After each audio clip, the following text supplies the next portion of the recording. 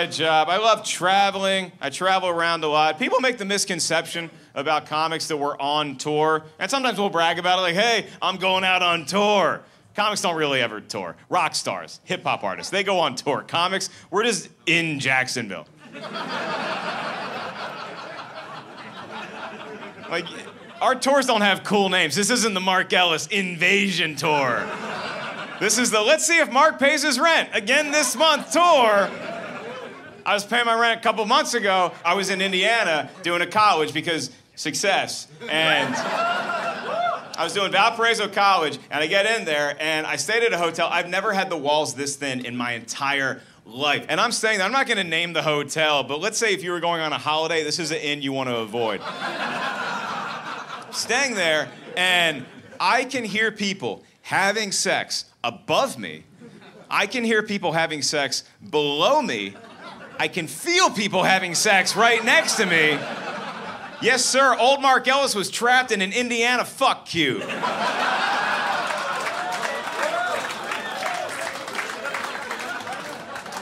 And then I got to go do a show the next day. I got to do a college show, and the kids are great. They were awesome. It was like 300 kids there. So afterwards, we're doing the meet and greet, and I'm taking pictures with the 8 of them that stuck around. And they all came up, they all asked me the same question. They said, hey, are you going to go to the chocolate factory?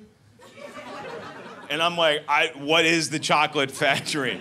I think I might have heard some people going to the chocolate factory last night. I don't know what the term meant. I don't know if it's some colloquial Midwestern thing like, yeah, I hear he's taking her to the chocolate factory tonight. But no, apparently outside Valpo, there's like one of the more recognized chocolate factories in the United States, which is cool, except I am way too old to want to go to a chocolate factory.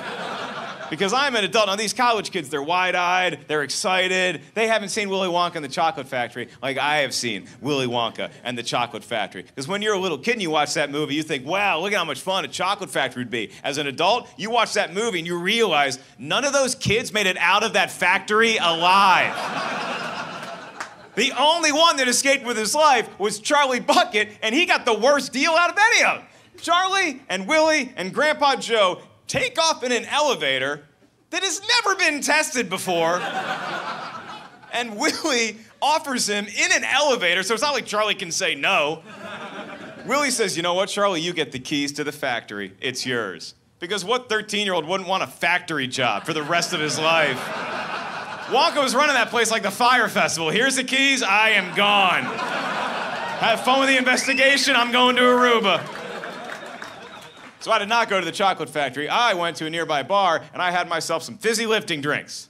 And I got nice, and I got drunk, and then I realized, hey, Mark, you're drunk. You know what it's time to do now? It's time to Uber your way back to your hotel. So I walk outside, pull up Uber, and I realize that Uber is a very different experience in Indiana. Because, I live in Chicago, I live in Los Angeles. You pull up your Uber here, and there's cars all around, and one of them is going to pick you up and take you home, right? Indiana, very different experience, because Uber in Indiana, that app, it's just a map. Randy is not awake, so you're walking home.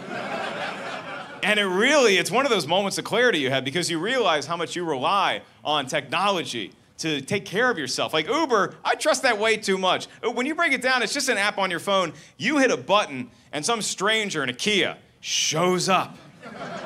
And we trust that person to give us a ride home.